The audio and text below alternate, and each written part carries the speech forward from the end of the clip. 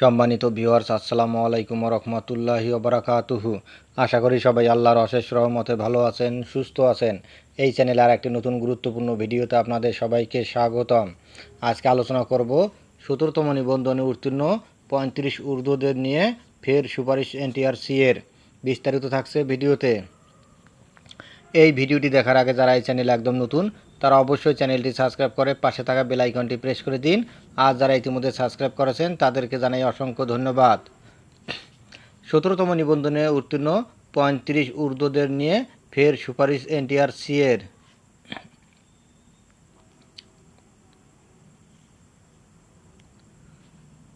17তম শিক্ষক নিবন্ধনে চূড়ান্তভাবে উত্তীর্ণ হয়েও পঞ্চম গণবিজ্ঞপ্তিতে আবেদনের সুযোগ পাননি 739 জন প্রার্থী। এসব প্রার্থীকে নিয়োগ সুপারিশ করতে ফির শিক্ষা মন্ত্রণালয় সুপারিশ করেছে বেসরকারি শিক্ষক নিবন্ধন ও প্রত্যয়ন কর্তৃপক্ষ এনটিআরসিএ। মন্ত্রণালয় অনুমতি পেলে এসব প্রার্থীকে নিয়োগের সুপারিশ করা হবে। মঙ্গলবার 13 আগস্ট দ্য ডেইলি ক্যাম্পাসের সঙ্গে আলাপকালে এসব কথা জানান এনটিআরসিএ সচিব ওবায়দুর রহমান। তিনি বলেন, 17তম নিবন্ধনে 35 উর্দুদের বিষয়টি মানবিক। তারা নতুন করে আমাদের কাছে স্মারকলিপি জমা দিয়েছেন।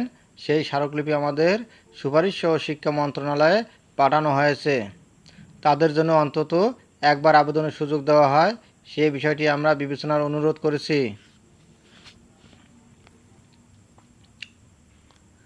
এর আগে আওয়ামী লীগ সরকারের আমলে 17তম নিবন্ধনের 35 উর্দুদের সুপারিশ করতে শিক্ষা মন্ত্রণালয়ের মতামত চেয়েছিল এনটিআরসিএ।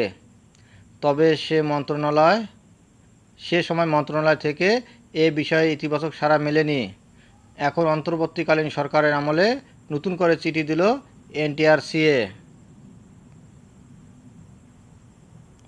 প্রসঙ্গত 2020 সালের জানুয়ারি মাসে 17তম শিক্ষক নিবন্ধনের বিজ্ঞপ্তি প্রকাশিত হয়। তবে করোনা ভাইরাস সহ নানা কারণে এই নিবন্ধনের প্রিলিমিনারি পরীক্ষা আয়োজন করতে অনেক সময় লেগে যায়। প্রিলি লিখিত ও মৌখিক পরীক্ষা শেষ করে 2023 সালের শেষ দিকে চূড়ান্ত ফলাফল প্রকাশ করে এনটিআরসিএ। এই নিবন্ধনের কার্যক্রম শেষ করতে প্রায় 4 বছর লেগে যায়। এতে অনেকেরই এমপিও নীতিমালা অনুযায়ী বেসরকারি শিক্ষা প্রতিষ্ঠানে শিক্ষকতা করার সর্বোচ্চ বয়সসীমা অতিক্রম হয়ে যায়। ধন্যবাদ জানিয়ে বিদায় নেওয়ার আগে আবার অনুরোধ জানাই, যদি ভিডিওটি ভালো লাগে এবং সর্বশেষ শিক্ষামূলক আপডেট ভিডিও পেতে চান তাহলে অবশ্যই চ্যানেলটি সাবস্ক্রাইব করুন। ধন্যবাদ সবাইকে।